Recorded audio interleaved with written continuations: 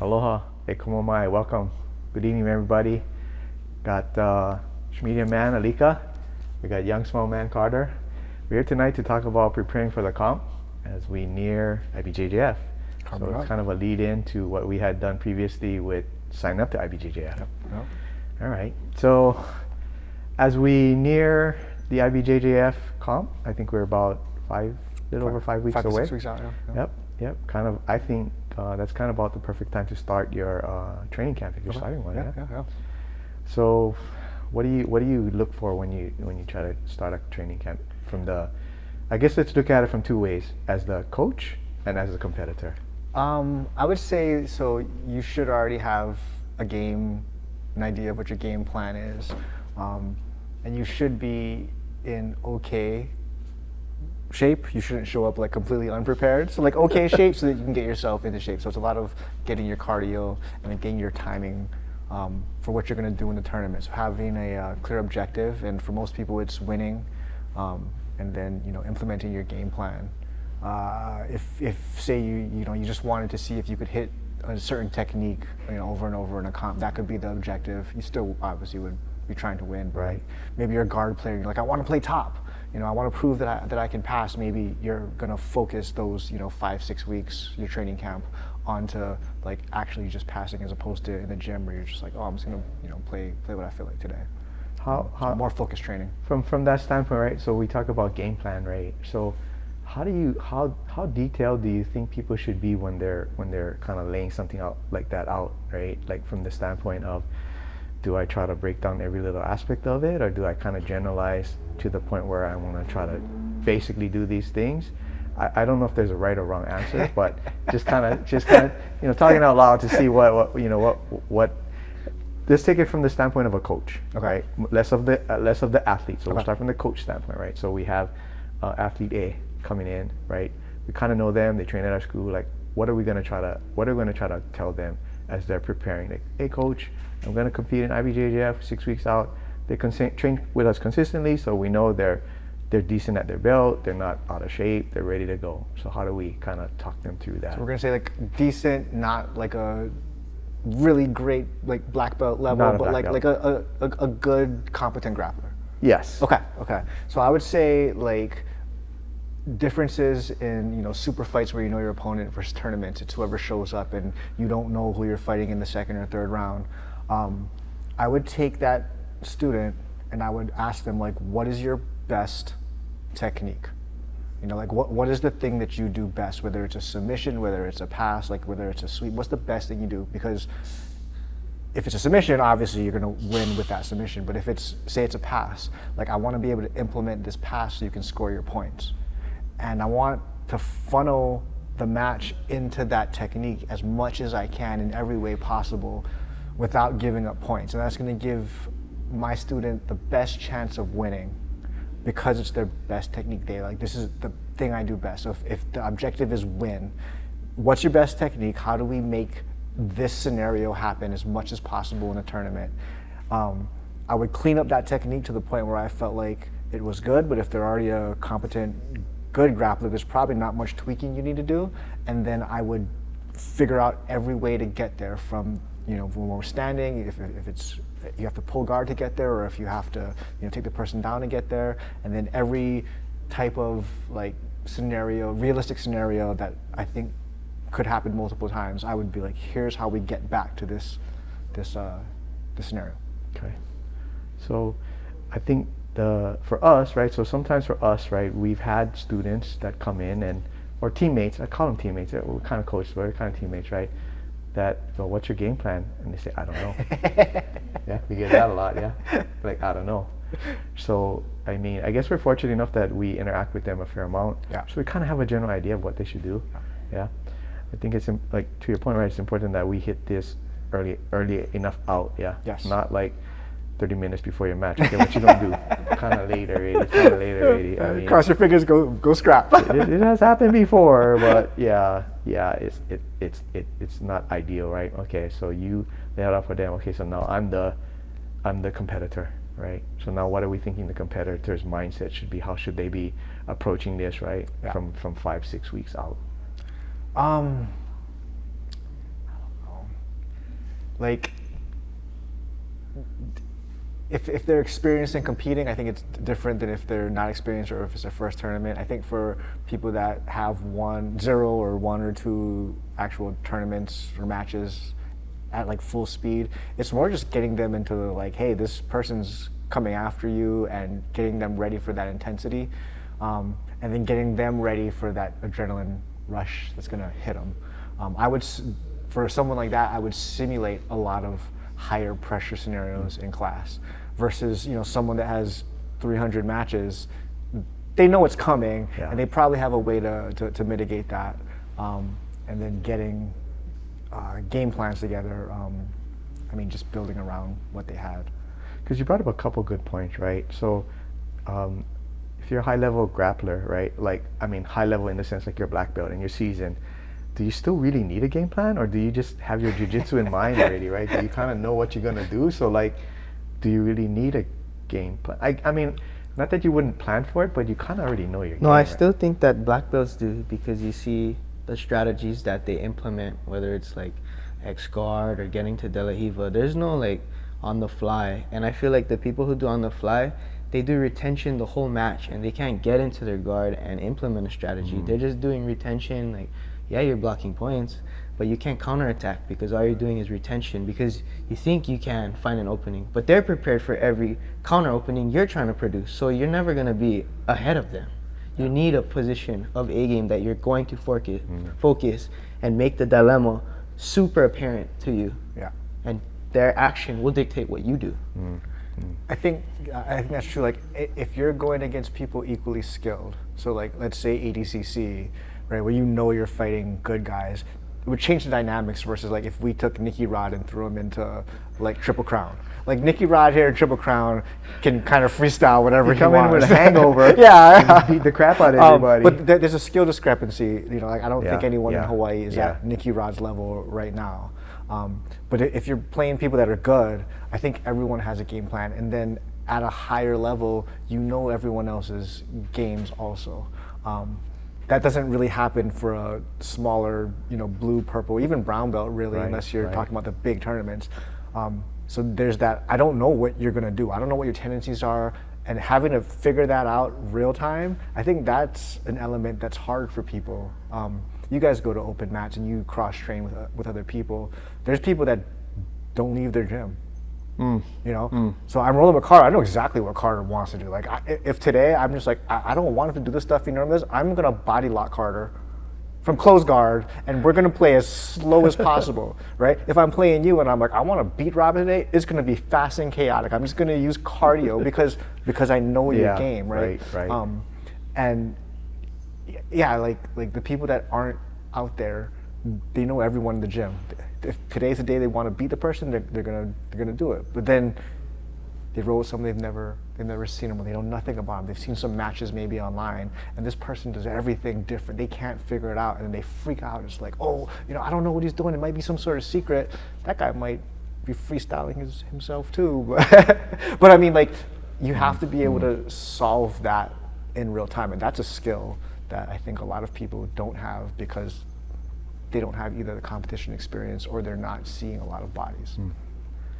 The other thing you brought up is the type of competition you're in, right? Super fight versus like a pool. Oh yeah, right? yeah. Huge difference in strategy. Yeah, that's a big difference, right? Yeah. So from that standpoint, right, if we're doing a super fight, right, how would you kind of like step somebody through that? Maybe they're not a black belt, maybe they're like a brown belt and it's a local fight. You know the other guy, so what would you kind of how would you kind of frame it for them? I would try to find the biggest skill discrepancy I could, because I would know the opponent. Like, what do I think the opponent's not good at, and in relation to like how good my student is. And if I can, it might be like your B game, but it's that guy's, you know, X game. Like, you're gonna beat him because you're better at this scenario than he is, and I would have you force that as our primary plan. I mean, take advantage to get the win. Right. Okay. So targeted skill, the skill discrepancy versus when you go to a pool play, you're just ramping up their A game. Yeah. Come in hard and hot with whatever your best. Because your best there's, forward. say we have a bracket of 16 people, 8 people. We don't know who we're fighting to a couple days before, and we only know the first fight, and we don't know who's going to win the bracket. So it'd be like, oh yeah, we're playing, you know, A, now you're playing C, now you're playing the 15th guy in the bracket that upset everybody that we didn't do any research on. I think that puts more pressure. It makes it a lot more difficult. In that case, play your A game and like live or die by it. Okay. So I know sometimes I won't call it camps, but some places where they prep, right? It's just intense rounds. Like sometimes I watch the B team or the Simple Man. They go super hard. Yeah. I guess depending upon, would you look to do that for your guys? Would it be intense rounds to start and taper off, or? Definitely taper off. If the goal is to win the tournament, you want to be like peaked at that point. So like definitely taper off, because I don't want you training Friday night at 10 p.m. and you got to fight Saturday at 8 a.m. Even if you were, you know, 20 years old, on gear and everything, like you just don't want to create that scenario. And then as far as like mitigating the risks of injury, so like if you have a small something, you know, twisted your finger, like you can fight off that, but like you can't fight off bigger things. Like if you actually have a sprained ankle, like you're probably not fighting tomorrow. So I would put more intense rounds in the beginning and the higher risk stuff. So for jiu-jitsu people, it's usually takedowns. I would do more of a takedown training earlier in the 6 weeks. The first 2 weeks maybe get you comfortable. Okay, got it, good. We'd still be doing takedowns, but not at like that intensity and not at that frequency. Maybe you would get, you know, the 2 weeks before the tournament, you get like a couple of takedown rounds, as opposed to like week 1, week 2, like, yeah, we can do takedown rounds every class. Push hard, yeah. Yeah. Yeah. So do you think 5 to 6 weeks is a fair amount of time to prep for some larger competition? I think so.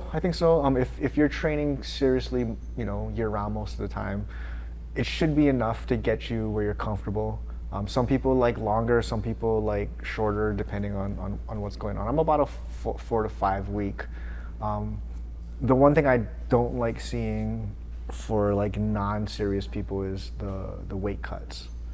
Like if you're not an experienced competitor and you're not going to a big tournament, like you shouldn't be adding another element in there.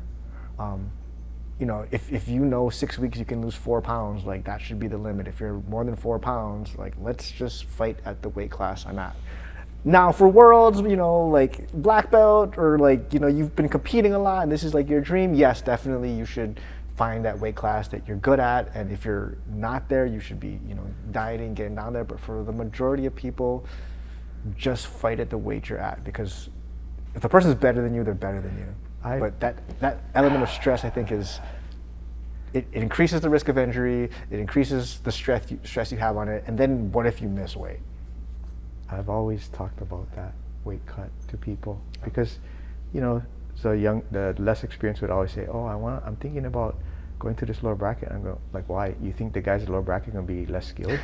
It's not about skill at that point, right? You know what I mean, right? Like, I can see maybe you're at the cusp and you're like, there's 1-2 pounds difference between where you're at, but like you're going to lose 10 pounds to drop that far. I mean, they're not going to be less skilled. It's not going to be an easier match, right? Especially if they've not experienced a weight cut. Right? Oh yeah. You know, I've seen some torturous things that they have to go through. Like what sports have, like not jiu-jitsu, what sports have weight cuts that people would have done like in school? Like wrestling? Wrestling. Maybe judo. Judo. Yeah. Like there's not a lot of normal high school sports where there's weight cuts. No. So like the majority of people have like no experience, or like whatever they've seen on TV, like weight cutting is miserable. I think the first time I did a Masters, I lost maybe about 8 pounds, but it was over the course of like 3 months. Okay. It wasn't like, that's healthy, okay, that's normal. Next week I gotta be down by this much weight. That's kind of hard, I mean, we still gotta consume calories. You gotta be healthy. We gotta train. Right? I can't be on 1,000 calories a day and expect to train hard. Yeah. I could make Rooster if I just like took a month and dieted down. I probably couldn't do jiu-jitsu. But yeah, it's like you're still a performance athlete, so you have to have good stuff coming in, and you have to get your training in. And if you're training worth 1,500 calories a day, you need a bare minimum of that just to survive at that point. What are your thoughts on, like, say, say it's a local tournament, right? Of course, Naga's the biggest, right? And then you're training your athlete, and then they start to maybe cross-train at other schools, or they go open mats, and maybe encounter their opponents. What do you kind of think about, like, is that a good thing, a bad thing? I mean, is that small guy, small pool of people? How many of your opponents have you trained with and then fought them in a comp? Like, you trained with them and fought them in a comp? 0. None. None. Really? Yeah. I think I've trained with almost everybody I've competed against. Well, we were in a small pool, that's why, when we were coming up. So we didn't go out to, like, open mats and meet a lot of people outside of our own gym. For me, I think Hawaii's just small. Like, if you were, in the 160 to 200 weight class, like, there's a lot of bodies there. But when you go under 140, like, it drops off. And if you go to the bigger guys, like, there's only so many of them. And then they also have to be good at jiu-jitsu. At a comparable skill level, yeah, right? Like the amount of people under 140 in Hawaii that, like, are good at jiu-jitsu, what do you think? Probably, like, less than 30 of us. There's not too many at that level. It just doesn't exist. So, like, if I want to get training in, I gotta go train with the guy because it's good training, but then I'm probably gonna fight him. So, because Hawaii is small, I would say it's inevitable. Yeah. And I don't really feel like jiu-jitsu is a fight. It's really not. It's really not. It's really not. I mean, it's 5, 6, whatever, 8 minutes. I feel like it's a competition. Like, if we were having a basketball tournament, like, there'd be nothing saying I couldn't go play pickup somewhere. If it was like any competition, I could train with whoever. So I understand that people would treat it like a fight. I think it's a fight. In my opinion, to me, it's not a fight. To me, it's just a competition. So I don't mind people cross-training with other people, because on the day of the competition, on the day of the game, you still have to perform. Right. I've beaten people that I know are better than me, and I've lost to people I know I'm better than, because on that day, in that moment, that's how it played out. It just happened. And then not just jiu-jitsu, like I've had in basketball and football and everything else, right? So for me personally, I don't mind, but I can see the argument that would be against that. As a coach, from the coaching standpoint, what do you think the importance of studying video or footage of people is? At a high level, yes. At a not high level, I think it would be hard to near impossible, because there's too many people to study. But more so from the standpoint of not like like the Mendez Bros, but more like your students that are going to compete, and potentially if you have access to their competitors' video. Right. So you're saying watching their opponents. Yeah. Yeah. I think that's too hard to do, unless you had just a few students you were focusing on. So say you had a gym and you had 10 competitors, it'd be hard to get through 10 brackets worth of film. And, like, who's in the tournament? Like, I think that would go more on the student. Like, here's what I think this person's good at, or, like, send the coach, like, here's the matches, this is what this guy plays. And then, building a, like, I don't know how to get out of De La Riva. Okay, let's work on getting out of De La Riva type of scenarios. The coach should focus on their own students' film, opposed to the opponent. Yes. Fix, like, the student's problem. Weaknesses. Yeah. They have easier access to that, right? And they're in the gym, you see it all the time. Like, it's one of you and there's 10 people you have to fight. Like, I'm gonna focus on you. Again, back to the A game thing. I'm gonna focus on that. Now, if we're talking about, like, you have a super fight for $100,000, I'm watching every film in the last 3 years of your opponent. I'm gonna break down every tendency possible to find those holes, right? But for tournaments, I think it's too much. Yeah. Focus on the student. What do you think is a realistic number of students a coach can have their eye on to help them get to where they need to get to? What's realistic? Okay, so, like, what do you guys do in your gym? Is delegation in some capacity, or? it's just a natural gravitation. Certain people tend to gravitate towards to certain people. Like it's mostly similar styles. Yeah, like if like I play guard a lot, so Shayna and we kind of click together, right? Okay. Carter works a lot with Sky Jordan. They do similar things, right? So it's kind of like similar game styles. Okay. And then we do help people that maybe aren't as similar, but we can still we see them kind of like floundering a little bit. Right. I think like similar style and like just the vibe of the person.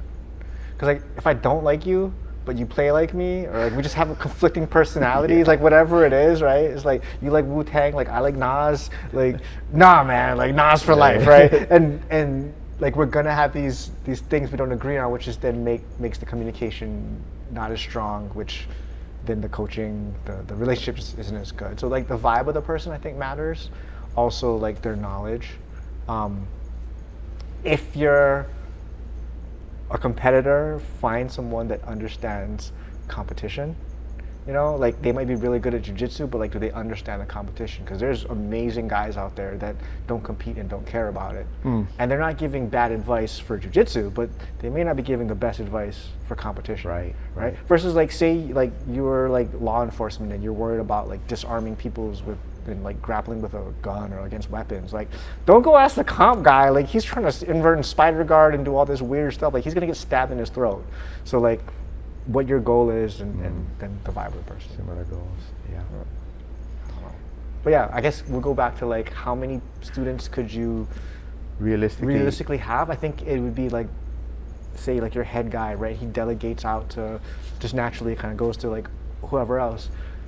If you're working with somebody, like you have that relationship, they know your voice, they know the things you've been working on. So then when you go to the tournament, who corners them? That becomes kind of tricky. Yeah. Well, this past tournament, the student mentioned that they wanted me to be in their seat, so the head coach let me go. And I'm not the head coach, so in that case, he let me go because the student voiced that he had an attraction toward me. So that's happened in that type of situation. But I can't say it would happen in every situation.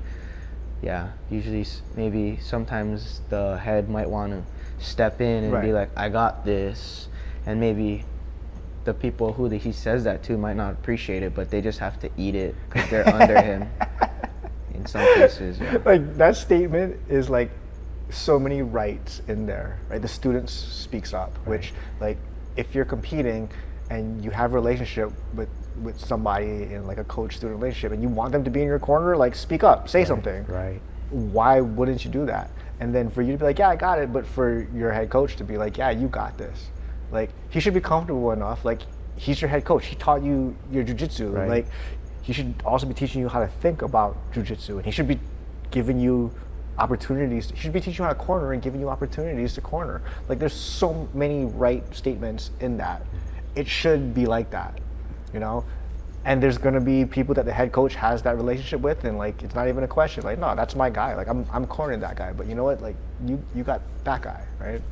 And then the chaos of a tournament when everyone's fighting at the same time. Sometimes you just run and sit down in the seat, and it is what it is because there's 5 guys from the same school fighting all at the same time. But I think if a student should speak up if they want someone in their corner. Because when we started at Concept, I mean, there were just like 3 competitors at tournament. So it was easy. Maya could coach everybody. Right. But as we're starting to expand, now we have kids and adults. Now it's getting a little trickier, right? Yeah. To corner everybody. Yep.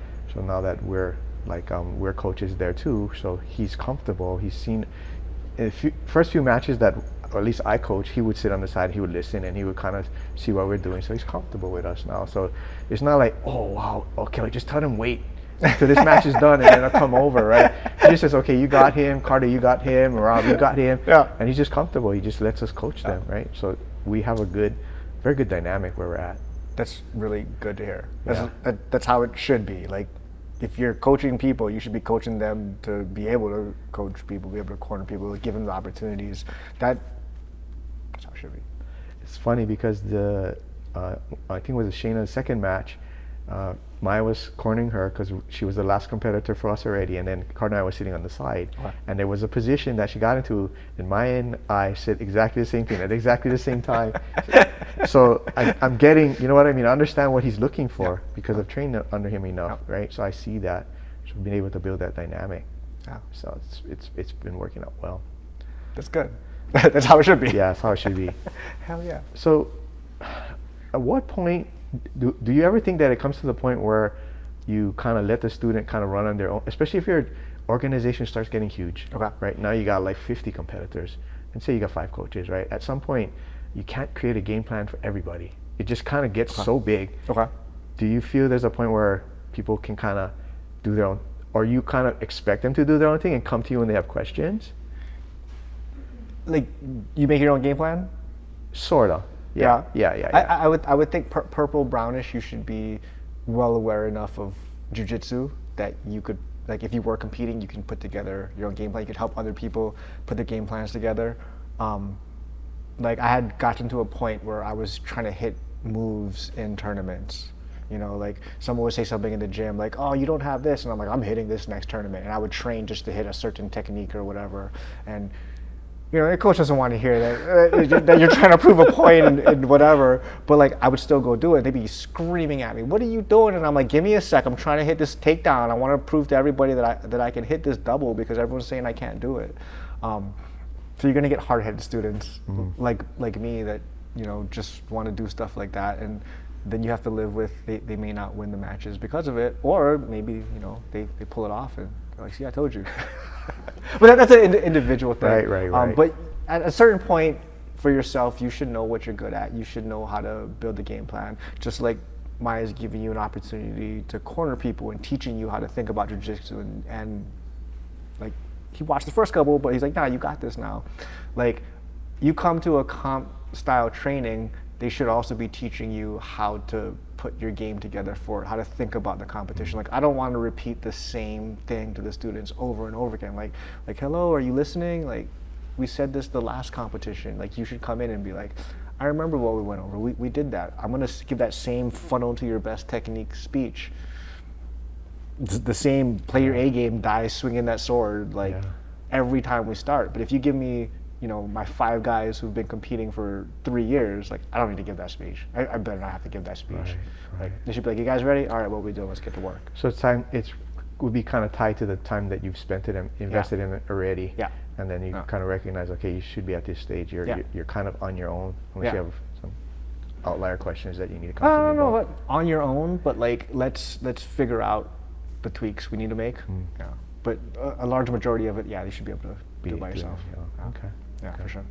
All right, so we're 3 weeks out. Okay. Right? Half our camp is done. Okay. What are we looking like? The classes, how we're running? What are we thinking about when we're 3 weeks out? I would still like intensity, right? It's still intensity in the practices. You should have the base knowledge of like the tournaments, the rule sets. That should already have been covered. We should be doing, in my opinion, a lot of like scenario-based training.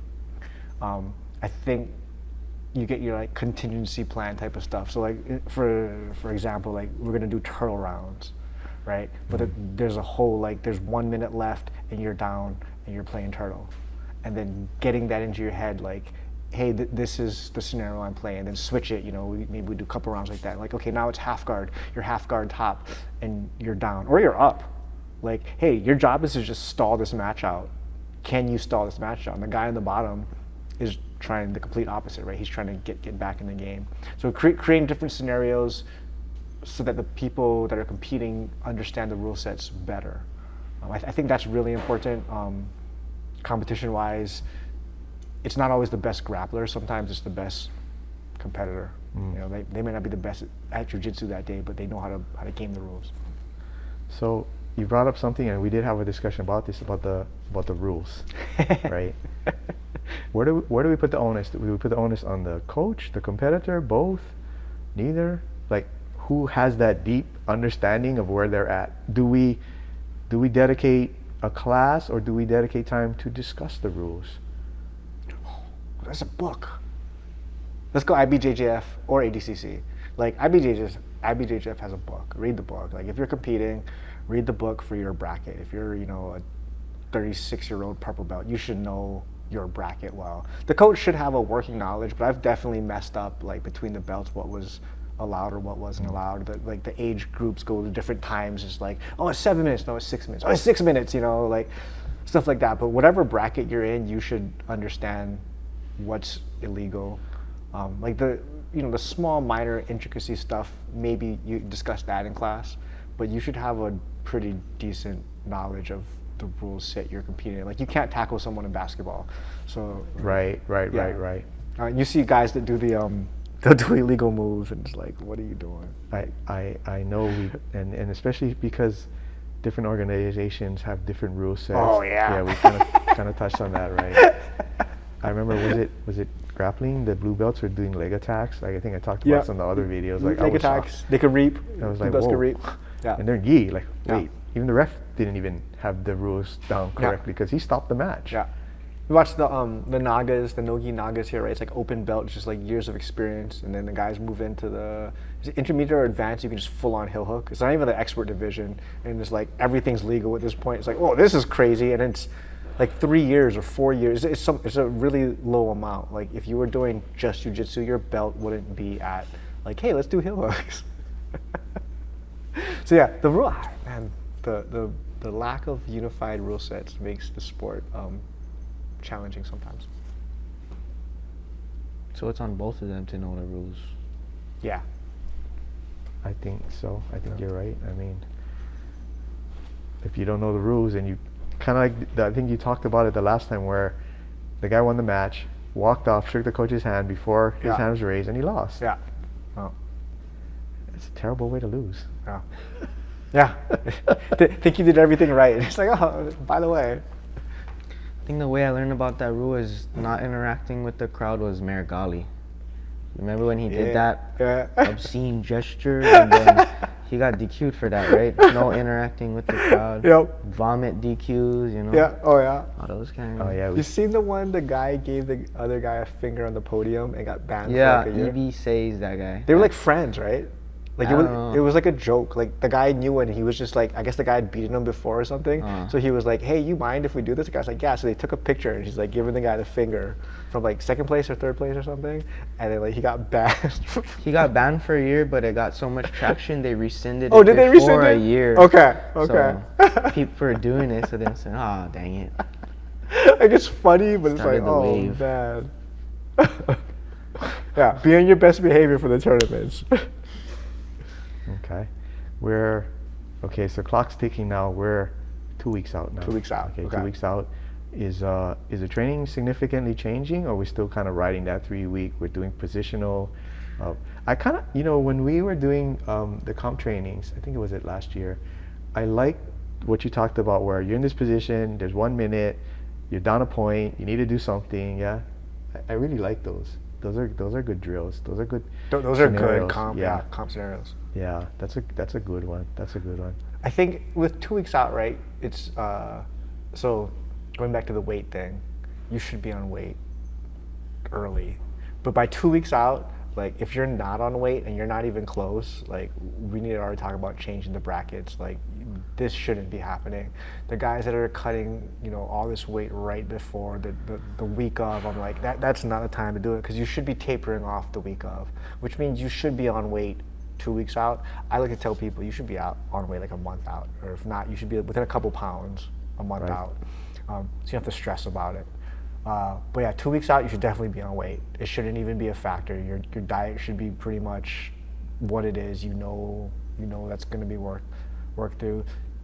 The higher risk rounds should be decreased. Like I'm not saying don't do takedowns, but you shouldn't be doing like all takedown rounds unless like you're doing ADCC, like actual ADCC, where you're going to have to wrestle like crazy. We should take a lot of those higher risk things out. In training, like if you're working escapes, and a lot of people like to work escape scenarios, like work with people you trust. Because you don't want someone to crank something. Like you might be working late stage escapes, and like there's a guy who's like, I've never tapped the brown belt today, and he cranks it, your elbow pops, like your tournament's done. So work with people you trust, or tap early. I prefer work with people you trust. Like, hey, we're working late stage stakes. If I turn the wrong way, please Just let go. release it. Let me know. Like, I want to get those rounds in for my competitors. So when you're in the comp class and there's guys that are not competing, I think the coach, the person running that class, needs to be very clear on that. Like, don't beat these guys up. They're super close to the end. They put in all this work. And you see it a lot of times where that's not happening. It's like assumed. And the competitors get it, but the guy who doesn't compete, that's just a body for the day, he ends up popping somebody or doing something where it's like, and he's like, oh, I didn't know. So I don't get why coaches are hesitant to want to say like harsh things to their students. You know, like he said it's the money, but you know, I see like Marcio Andre is coaching the guys and he's basically like, oh, what are you guys doing? Come on. Because you got to make them understand that it's not acceptable or you want them to change, right? Yeah. They're not going to change if it's just hearsay or they try and promote it without actually indicating it, right?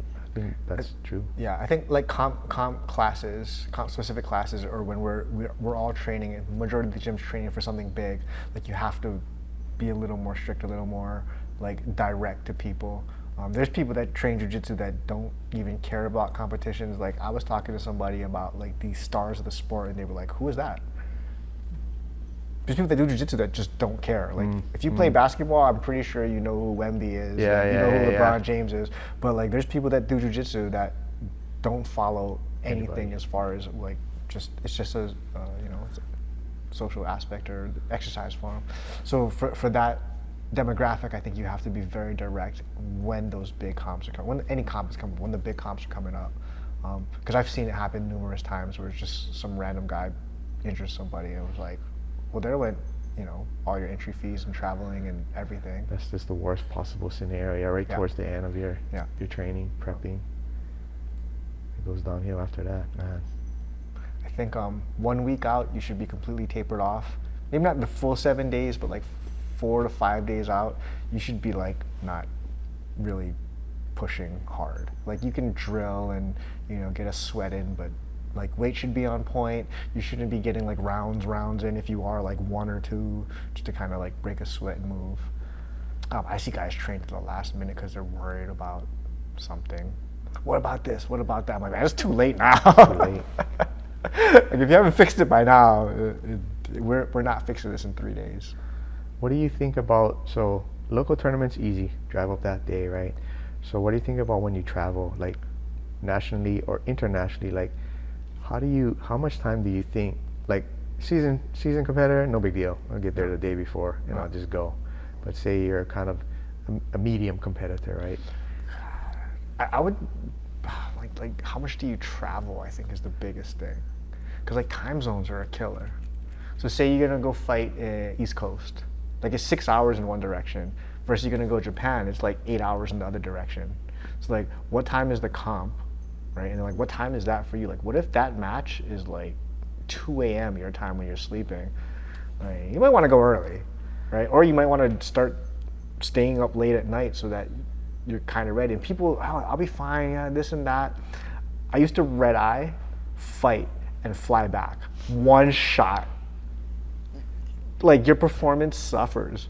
But like I would fly up, get an Uber, get a rent-a-car, drive to the tournament, fight, get the matches in, drive back to the airport, and fly back. I can't even imagine, because when we go to Japan, it's brutal, yeah, initially, when we get there. Takes time for us to even get acclimated, and we're on vacation. It takes a few days to kind of just like get it locked in. So bigger things, I would say get there earlier.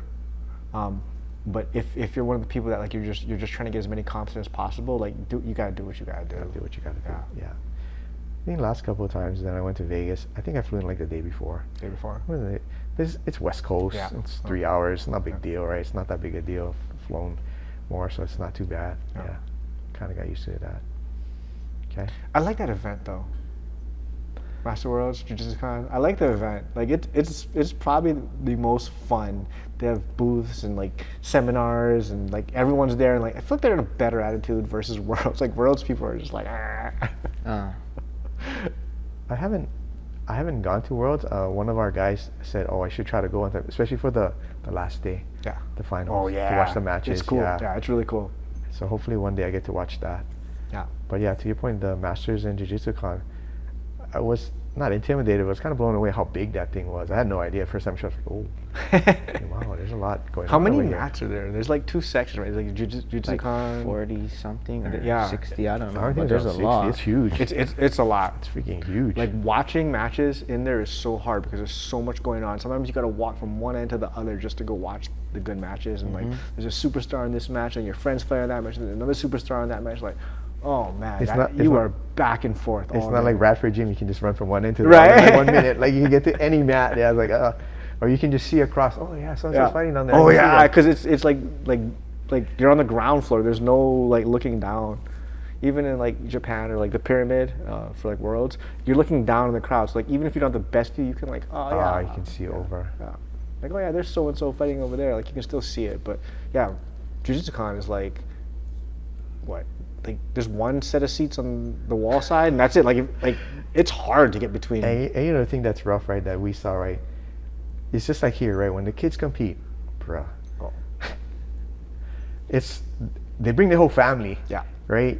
It's like we try to find a seat, no more seat. Yeah. There's no seats. Yeah. You just gotta stand, find a place to stand. Tippy toe and see if we can see what's going on. Yeah. Okay. Day of. What are we looking at? What do you do day of?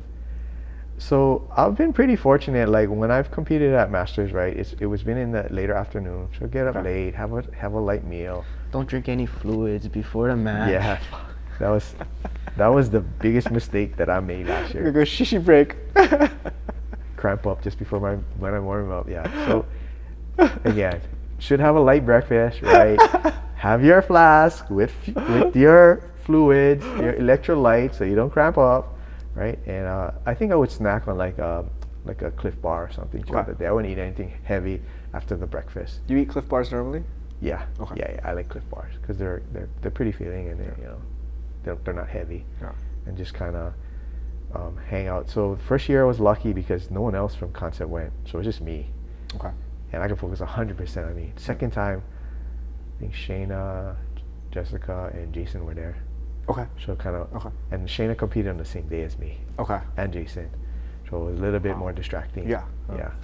You want to support your teammates, but at the same time, you're worried about what you're gonna go do. That's the tricky part, right? That's the kind of that gray area. Even when Carter was younger, and we would go Naga, and Naga was at that time 1 day. Weigh in at 8, compete at 5:30, bro. It was just so hard. I was like, can we just get this over with already? I don't care what happens. I just want to go Just fight. get it done. So, yeah. But at least at Jiu-Jitsu Con, seats are really comfortable. It's air conditioned. Yeah. You can walk around, do whatever. So it's not too bad. It's not really too bad. Yeah. Just kind of get in the right mental space. I don't listen to music. I never listen to music, but I see a lot of people that enjoy listening to music. No music. You just take the ambience. We talked about this Yeah, before. yeah. I just kind of absorb, and I'm not really a big. You do music? No, the last time I didn't do music. Same thing. Just whatever's going on around you. Yeah. This time I tried to, the Submission Battleground, I tried to be as calm as I could. Okay. So I'll just sit down, like, closing my eyes and just try to imagine something. Versus the last time I did the super fight, I was trying to get as amped as I could. I did come out hot and had some nice passes, but You did have some nice passes. I wasn't as calm. So You think that that hindered your performance coming out so hot and then like later on in the match? Or I no? think that it partially did, but I didn't have technique in place. Okay. But then Maya tried to make me a little bit more patient and technical. Okay. But I think that after those 2 experiences, I might be able to blend it a little bit better, knowing that I don't have to go fast the whole time, but I don't need to be as technical if I don't need to be in some positions. So try and balance it. But I haven't prepared in a while, but that's what I try in the gym. Just try and keep improving. Yeah, because there's people at the gym that say once he starts to go fast, they cannot do anything. Like me, I know already. I said, slow down, son. So he purposely has to go slower with me. Yeah, I go slow with most of the students because Good. just better the room, yeah. You scrambly, man. Yeah. I do. I'm like, come here. Slow down for a second. Yeah, there's not much I can do when he starts moving fast. Day of things I see people do weird or like a couple days out. It's like they change their diet. And I'm like, why are you changing your diet? It's been working for you. It got you all the way here. Like whatever you do, like keep with that. Yeah. I get it when you're in Japan and like you can't find whatever normal stuff you eat, but like when you're That's the worst time to shift into yeah, something like new. what if you're allergic? What if it gives you like something like this is not where you want to be. Like find the stuff that works for you, and like the last few days, like you see people get food poisoning because they're like, I want to try this. I want to like do it after the tournament. Yeah. Like, what were you thinking?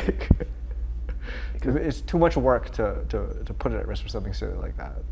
I don't think I really had a routine. Yeah. You know, I know some people that are kind of superstitious. They do this, and this. Yeah. Like when we first met Shayna, she would have her mom drop her off. Okay. She wouldn't look who she was competing against. Of course, super fight she had to know, right? But there's Right. just certain things that she was so rigid about doing, right? She's loosened up since then. Oh. But you know, like people have that, like I can only do this and this and this certain order. Yeah. I was never really like that. Yeah. Do you adjust your training times or like training states if you know, like, say you're gonna fight? It would be like in the morning, 10 a.m. for you. Do you adjust anything for that? No. Just try to get a good night's rest, I guess, basically, right? Oh. Get a good night's rest, get up, just do the best jiu-jitsu I can. I try to train with as little food in my system as possible normally, because I figure it's harder that way. So I like training in the mornings because I can wake up, have a coffee, and then just go train. But if I can push it up in training like that, like I should be able to do it after I've eaten and I feel good for the day. So it's like I challenge myself in the gym a lot with things like that. And then if I know I'm fighting in a weird time, like I'll actually adjust my sleep schedule so that it makes sense for where I'm going to be, for the ones that matter, for the tournaments that matter. Yeah. Okay. So your match is coming up. You're getting ready.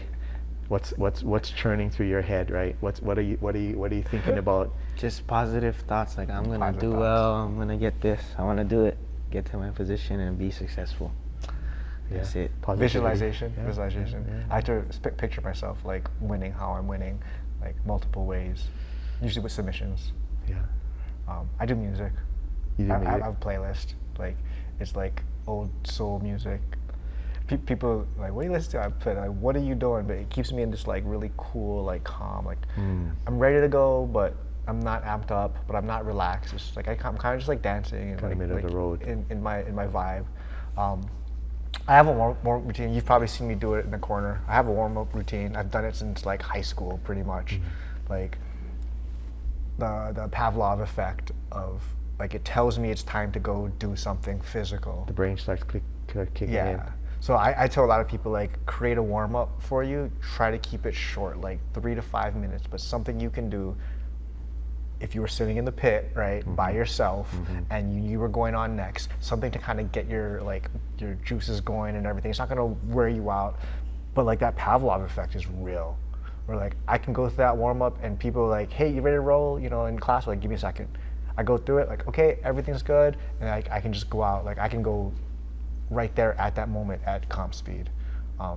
So that's what I'm doing, like right before the match. I'm listening to that same playlist and I'm doing my warm up, and I can go up and down. You know, say you got to fight two really quick and then you have a 40-minute break. Like I can go from sitting on my butt 40 minutes taking a nap to like I'm ready to go in 3 minutes. Tang has the same approach with the music. Yeah. Do you get butterflies? Are you nervous? Yeah, to a certain degree. You get I don't you think get some you're ever nerves. gonna not get nervous. Because it matters.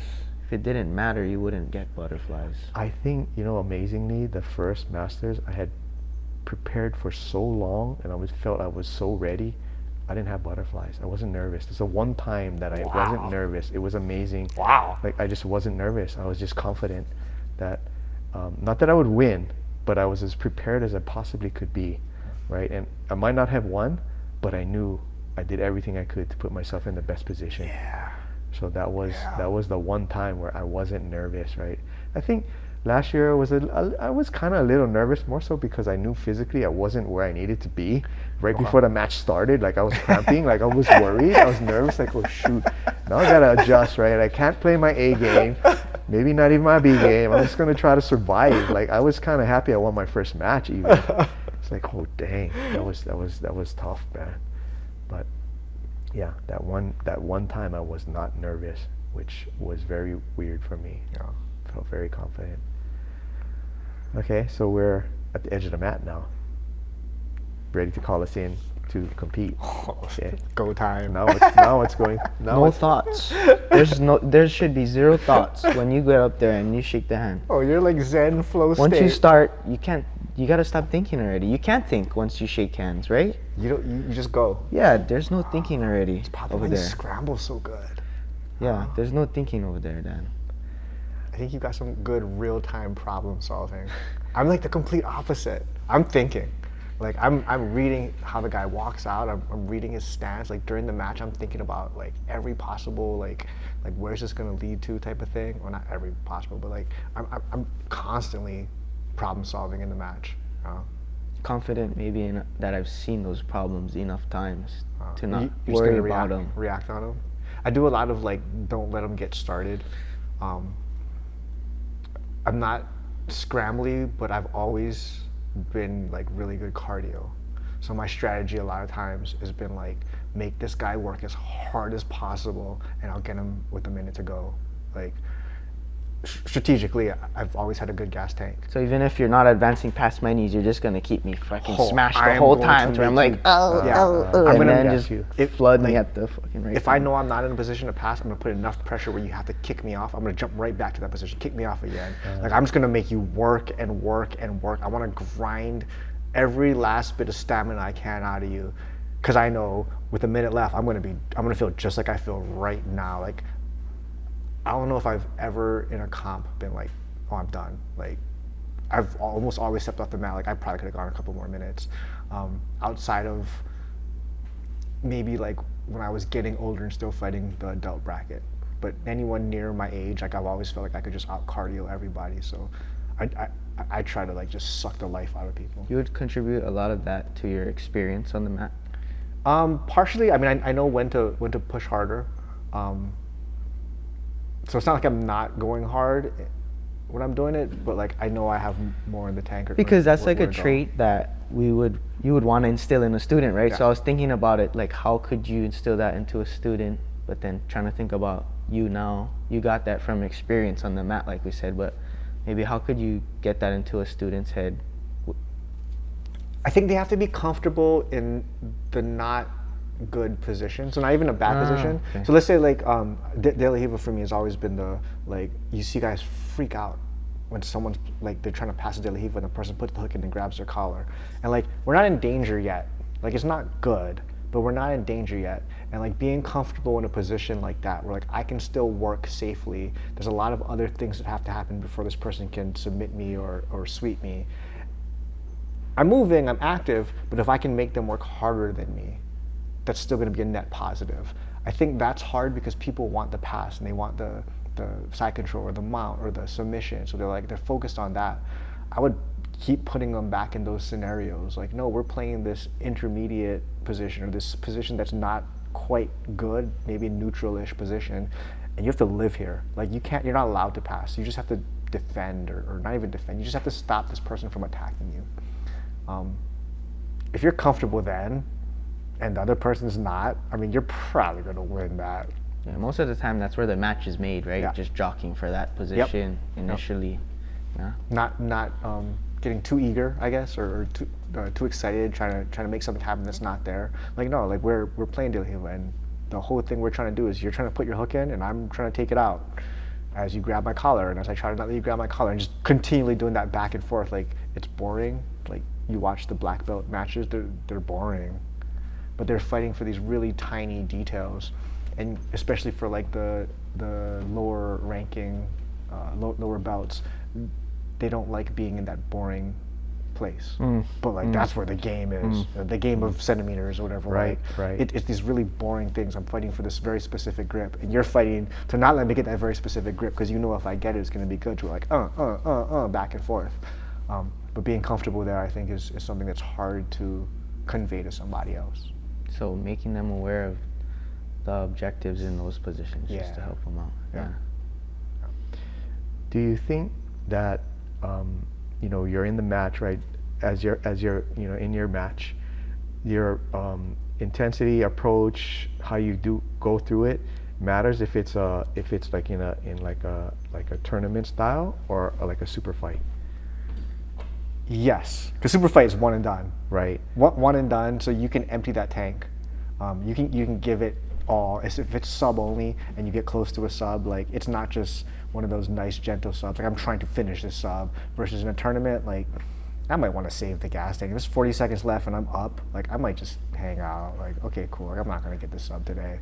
So yeah, definitely scenario dependent. Just happy with taking the win and smiling on the back. Who would you be talking about? Sometimes you gotta just go. You just gotta go, right? Yeah. If it was the finals, if it was somebody that I knew that I competed against a lot of times, and I wanted that bragging right, like even in a tournament, I might try and get that little bit. There was a guy here in Hawaii. We came up the ranks together, and we go back to the cardio thing. I had better cardio than him, and I was in his head. But like even though I had a hard time with him, I never would let him know. And every time I played, not every time I played him, but every time I submitted him, it was always like less than a minute left. He always thought I was great, and like I was like, dude, I had such a hard time with this guy. So the mental game of like I wanted him to think that I was that much better than him, but like I wasn't. And we're friends. Like we train together, and he's really good. But while we were coming up, like I was definitely in his head. Your mind was just a little bit more tuned to that sneaky stuff. He's just like, ah, shit, here you go. Again, it wasn't the jiu-jitsu, Yeah. it was the competing. Yeah. Like I was better at competing than he was. But when we do like open rounds, like he's definitely kicked my butt multiple times. So I'll ask both of you, right, because you probably know mine. Is there one win or victory that stands out most to you that you in your guys' jiu-jitsu career that was like, yep, this is the one that stands out? Like if I had to ask you, which is the best victory win that you ever took, what do you think it would be? Mine's easy, right? I have one. Like I haven't won many matches, so it's easy, right? It's easy. I have a short history of winning stuff, right? So I'm like, yeah, okay, that one I won. That's it. It's easy. Has to be a win. It could be. I can go first, so you can think about it. I think only had like a couple meaningful wins, like purple belt Naga, but I think the one that meant the most was the one on the stage, the Submission Battleground, because I prepared for the match. Even though I couldn't employ my game plan to its full effect, I kind of was doing something. So it was better than what I was previously doing in the gym, right? Because you see me trying to do open guard and stuff. So I couldn't really make a lot of connections. I kind of used some moves that I do know, but I wasn't able to put it together as much. But then I was able to somehow get on top and hit the pass, so I was just happy. I think it's the most meaningful because it was the biggest event I did. Yeah, because the other thing too, right, is, I mean, we talked about this, right, that the first time you entered, yeah, you had those great passes and all that, but you didn't have the right strategy, so to speak, to win that, right? I mean, he looked good. Like if it was IBJJF, he probably would have won. Yeah. But the second one, he was the one laying back, and the other guy was playing the tournament style, and then he came on top. So you had the mental aspect too came in. Like what I said to him earlier, I got in the good spots to attack, but I didn't have technique in place. That was one drawback that it didn't have. I could get there, but he kept recovering. Me elbow this long dude every time, and then trying to hold on, and I wasn't dynamic enough to expose the back or a Kimura trap or something, right? I was just kind of trying to hold side, so it wasn't like you said. We're not scoring points, right? We need to get a sub. Come on. So it was just like that experience factor. It was like my first time doing that. So. It was exciting. I was exciting. Just like let the clip. Yeah. I like the exciting, like when guys go in super fights, I like kind of throw some caution to the wind and play like exciting because it's a super fight, as opposed to if it was a tournament style, like score and one advantage, win. And stall. Yeah, like I would rather watch and I would rather compete against a guy who was trying to tap me, especially for super fights. Like I understand in tournaments things matter and you gotta fight multiple rounds, so it's never gonna happen. But in super fights, like I want the guy to try and like beat me, tap me, like dominate, as opposed to like, oh, I'm just trying to eke out this one. And I've had matches where guys were like bringing the heat the whole match, and it was so much fun. Like, oh, that was a great match, win or lose, like that was a great match. And I've had matches where the guy was like, they got one takedown and they just didn't do anything the rest of the match, and it's like he's gonna win, he's winning this match, but like I don't want to fight those as much. You know, I think in super fights you should just be like, let's just go get it. Yeah, because even your first fight, it was exciting. Yeah. Yeah. He had those passes and stuff, and then you got into that weird position right at the end, and he kind of did that weird choke on you. Yeah, kind of. But I think that's good. Like, I'd rather watch that. Oh yeah. I'd rather be part of it. They made the crowd excited too, right? Yeah. That versus Oh, yeah. two old guys slothing on each other, trying to hold each other down. Like, who wants to see that? You know, that's not exciting. I got my match. So I had to bounce between a couple, but my goal has always been to win an absolute bracket. I've never actually pulled it off. I've hit podiums a few times, but I've never won it. So I was like newer blue belt. It was an open class, and it was my first year where I was like, I'm gonna go enter expert, so Naga Nogi, and I had like 2.5 years of training, but like I really thought like I could hang with anybody. And I get this guy, and he is twice my size. I'm not even exaggerating, he's twice my size. And he wasn't bad at jiu-jitsu, but he wasn't good. And I was spamming all these submissions, and I was trying everything I could, and he was just like legitimately throwing me off of him. It was just one of those matches where like I was just getting manhandled, and I mean, like I had a hard time getting off the mat when it was done, but we were in this transition, and like I hit a flying guillotine, and like I'm on his neck, and like you can slam in Naga, so I'm trying to get this thing back to the ground, and I'm like kicking my feet in the air, and like as soon as my feet hit the ground, I full arch just to like get it to the mat. So it was like this thing, like I'm dangling in the air, and I'm kicking my feet, and then we hit the ground. And I do everything I can to just pull him on the ground, and it's like not even like it's almost like he passed but the wrong side, and I'm trying to get my legs in and everything, and I'm just like squeezing. There's, I don't know, 40 seconds left or something, squeezing like crazy, and I tapped him. And I remember like I got up, like the look on my face where it was like, holy shit, like that just worked. You know, like when I was getting beat up, and I remember like Facebook was still like popular. I went and I made a post on Facebook. It was like the coolest win I had up to that point.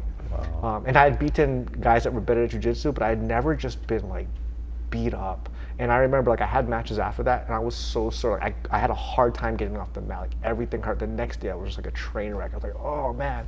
But I remember that moment where like he tapped, and like I was like, oh my gosh, like this is so crazy. And I stood up, and I was just like, I very rarely show emotion when I win. I was like, yeah, good job, whatever. Like I think I jumped up like. Oh, bro. Surprise yourself. That, man, I wish I was there to see that. That must have been something. Like in a jiu-jitsu match, that was probably the most excited I've ever been. So like, I would say I've had better wins, but as far as like emotionally, like I still remember like that match pretty vividly. That's awesome, man. That's super cool. Okay, so our match is done. Okay. Right? Done, win, lose, whatever. We move on. Okay, so now the aftermath of the competition. Right? Right. What happens after that? If you won, you go celebrate, right? So we celebrate. so for sure, we celebrate. Definitely celebrate. So not so much the celebration afterwards. Back to the lab. Okay. Okay. What are we looking at from there? I want to go back for like one more step. What if you lost? What if you? I did lose. Okay. Right? So what do you do when you lose? Oh, you can eat sushi. Celebrate anyway. We did that anyway, right? I mean, we're in Vegas, right? I mean, you can't be so depressed, right? I always tell people, right, when they compete, bro, it's not like the Roman gladiators. If you lost, you died. Yeah. Right? It's fun. It's my hobby. I lost. I was upset at myself, but I got over it, right? I just let it go, and it just motivated me to start thinking about the next one. Yeah. Right? That's really what it was. I wasn't like, down and moping. I mean, we didn't go sushi. Remember? We ate Thai food with Jordan. We went somewhere. Okay. We had a meal and we celebrated. win, lose or draw, we're gonna celebrate, right? So Yeah. even local comps, right? I mean, I lost so many times, like it just became commonplace. Okay, where are we gonna eat? Okay, time to go home, whatever. Okay, go drink some beers at home. Spa ready. Yeah. Go back to the gym the next week, training again. You know, try to fix up what we did wrong. Where's your emotions and head when you lose, when you lost? What you go through? I think I was salty. Yeah. So I never compete for a long time. From like blue to purple. Just like, this stuff is kind of shitty, but fuck losing. Fucking bullshit. Why am I doing this to myself? Yeah. I was pretty in high spirits. I think I was just frustrated at some stuff. Like, I remember one time I lost. My mechanics were bad, but I thought I was like cranking this guy's arm, and then I lost. You know, it never tapped him, so I was kind of salty that Mililani that one time. But I don't think I take it into training. I think it just made me a little bit more hesitant to go into the next competition because I didn't have like a support system telling me like, oh, this is how you're gonna feel. It's okay, we're gonna move on, right? You just have to try to deal with it on your own. Yeah. And some people are not like, they're just gonna be fuck. So kind of felt some of those feelings, you know, like what the heck. But I guess it is normal, but you can't let it deter you from trying to do it again. It's the highest of the highs, it's the lowest of the Yeah. lows. Like that emotional roller coaster is tough. I had a training partner. She competed a lot. Like she's won a bunch of matches, she's lost, and she would say you have 24 hours. Like go soak for 24 hours, and she would be like, it's 4:50 on Saturday, 4:51 on Sunday. You're done. We're back in the lab. We're gonna work on it. We're gonna whatever. And like before she told me this, I would daze. Be mad hanging about over it. you. And it's like I have this timer where I can just be salty. I can just be like, F this, like complain like, oh, the ref did that, like, oh, that guy, it was dirty, he did this. But as soon as those 24 hours are up, it's like, okay, like clean slate, let's just get back to work. And that was one of the biggest like changes I had for getting over losses, because I hate losing. Like, I hate losing. I remember all my losses like in detail, well beyond what I remember winning. But that 24-hour clock, it's been like, yeah, that's always. I mean, from that point on, it's always been my like. That's a really good rule. 24 hours. Complain. My wife, she'll let me complain about the match, and she'll listen to me, talk about rules and stuff she has no care about at all, and she knows it's over. It's over tomorrow. Like you gotta shut up tomorrow. She'll put up with me for a day. That's nice. And I've just taken that. I tell everyone like it was game changing for me. So, yeah. If I lose, that's what I go for. If I win, it's just like I was supposed to win. I'm gonna use that. That's good.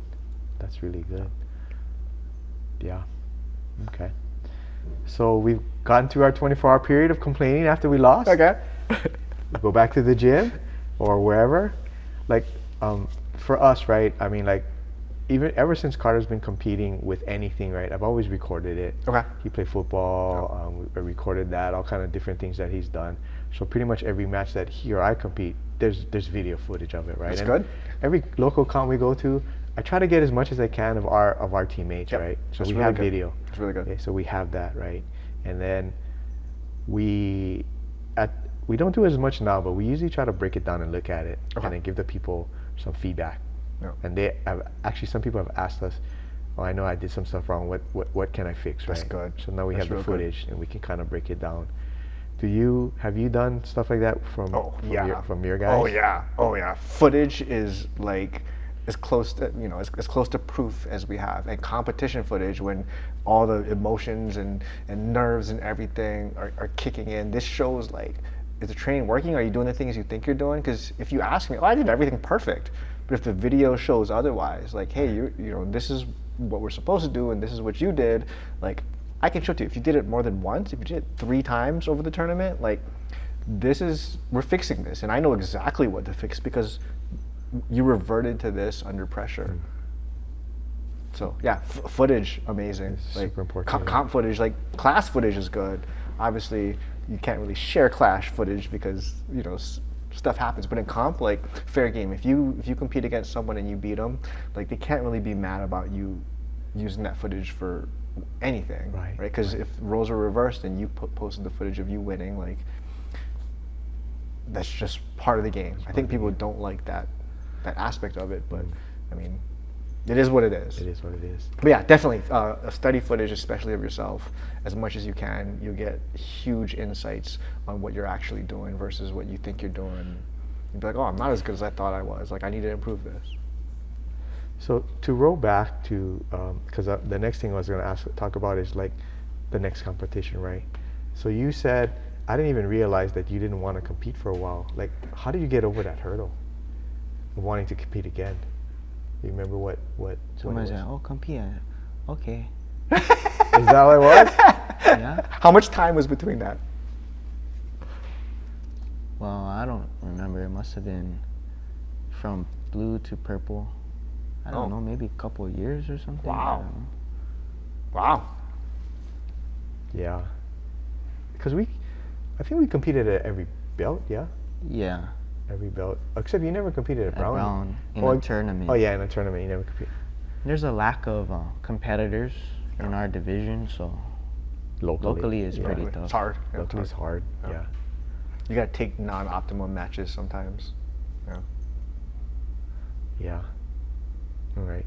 So then, say you have a student like Carter that, for whatever reason, is frustrated about what they did. They normally compete, but now they don't want to compete. What do you tell them? Or do you convince them, or do you just say, okay, you don't want to compete, whatever? Just You don't want to compete, don't compete. whatever. You don't have to. It's not a prerequisite for jiu-jitsu.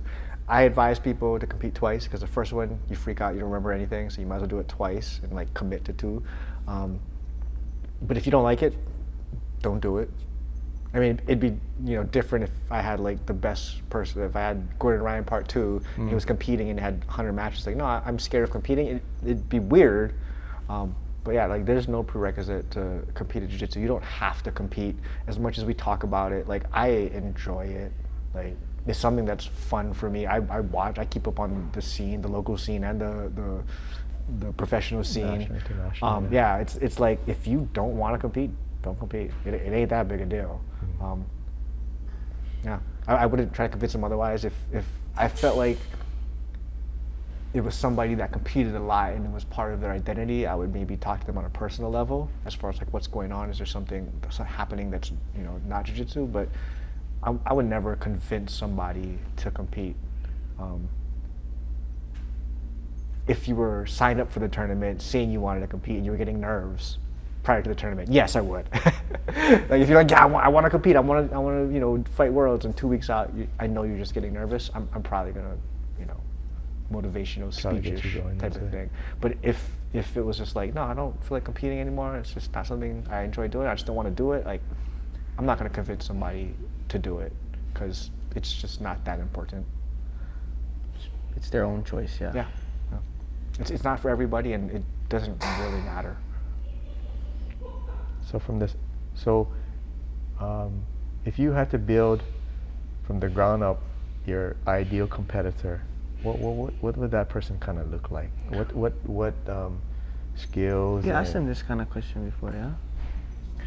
I mean, we're gonna go attributes. We're gonna go like what I would focus on in training, because I would take the most gifted attribute person. I take Nicky Rod's explosiveness and Wemby's height and Mike Bastos' flexibility.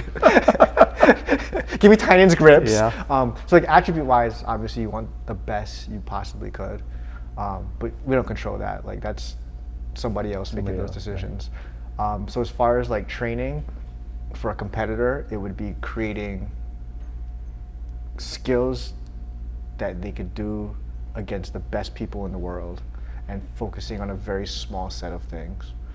You have the most success early. If you have more success, you'll probably want to train harder, want to do more competitions. Yeah, so I wouldn't build them a big game, I'd build them a very small game. And then I would advise to pick a rule set, whether it's no gi, ADCC, or it's IBJJF gi, or whatever it is. Pick a rule set that you want to compete in, because then we can hyper focus on something. I think the days of like gi world champion, ADCC champ, well maybe ADCC champ, but like the most prestigious no gi tournament, I think those days are pretty much done. For like, there used to be a lot of them. You'll get somebody that'll win one and then do the other. but like concurrently, we're not going to have 3 guys who are gi champ and ADCC champ in the same year. I think that those days are done, because if you can just focus on one, you just get better. Smart, right? From a coach's standpoint, to be attribute based. Yeah.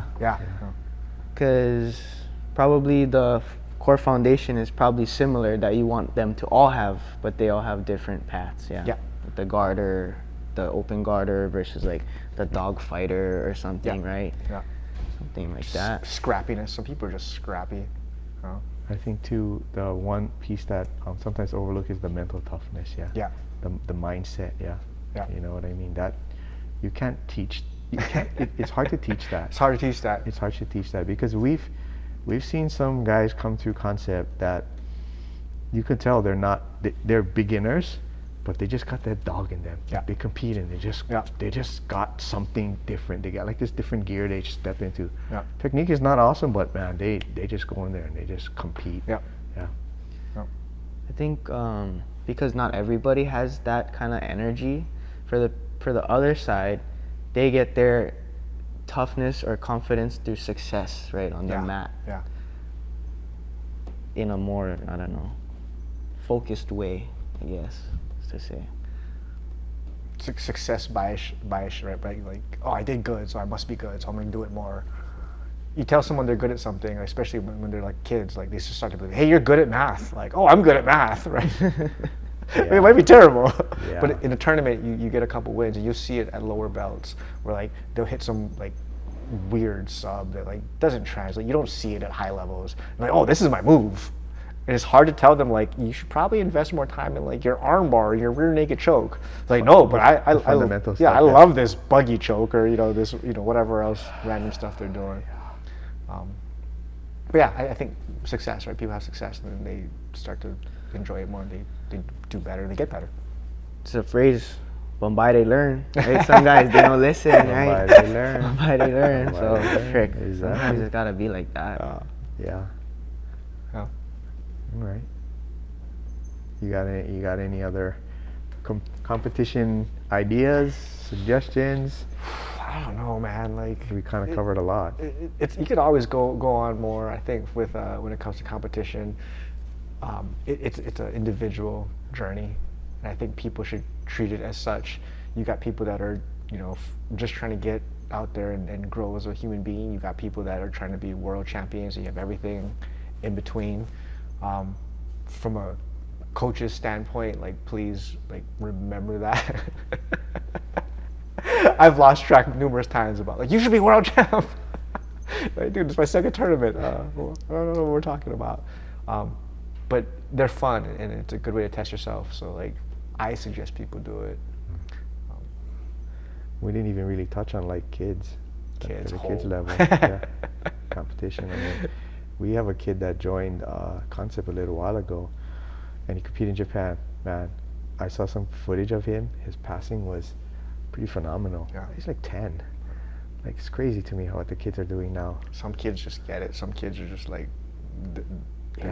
they can. Like, have inclination towards jiu-jitsu. Carter can kind of watch something and kind of learn from it. I cannot. But some people, they just have that knack for it. It's pretty amazing to me. The brain is a little rusty. So we'll give you some.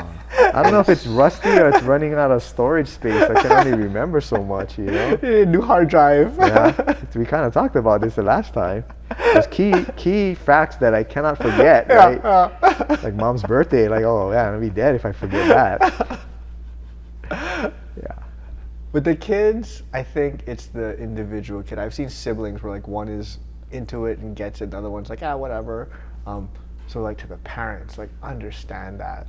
Like, you're not gonna force this kid to be a dog. You're not gonna force this kid to like fall in love with jiu-jitsu. Like, if they love it, like, support them. But if they decide they're just going because whatever, like, let them do that too. Like let your kid be a kid, and if he shows that like ability for jiu-jitsu and he says like, I want to do this, full time, like, have a discussion with him at that point. You see parents at competitions get crazy, and I'm like, this is not that serious. Like, cheer for them. You hear it's crazy things come out of parents' mouths. Break them. You're like, don't break them. I know. stopped the match because the kid was in trouble, and then like the parents losing his mind, and I'm like, trying to make sure the kid doesn't get injured or like go unconscious or something, you know? Yeah, that's way more important than a $3 medal. Oh yeah. But sometimes they lose focus of what's really important, right? They're not going to be the next Gordon Ryan. I'm sorry to tell you, man. They're not going to be Nicky Rod. They're not going to be Gordon Ryan. They're just not, right? Just enjoy the ride, right? Have them competing is something that builds up their character. They're learning a lot of other things here, jiu-jitsu wise, and then competition wise, like that extra pressure and that like everyone's watching you and the build up for it. You work so hard and then you don't even succeed sometimes. Like those are good things in life. If you quit everything you tried at and didn't succeed the first time, like you would just keep changing focus, right? You can't build a career if you take one setback. Be turned to a quitter. Everything, I guess, I want to do is too hard. There's a lot of good lessons in competition. Oh, but once you put on the level X black, you feel like let's not go there. Sound like you're looking for a sponsor. You wear that, not me. The clothes does not make the man. But you look cool wearing it. Some people think that it does. You right? look cool. You look cool wearing it. Some people are real beasts with it, you know. So there are some high level guys. Yeah, for sure. Sounds good. All right, guys. On behalf of Miley Girl Productions, Media Man Jiu-Jitsu, Young Small Man, and Old Man Small Man. Appreciate you guys tuning in. Keep rolling with aloha. We out.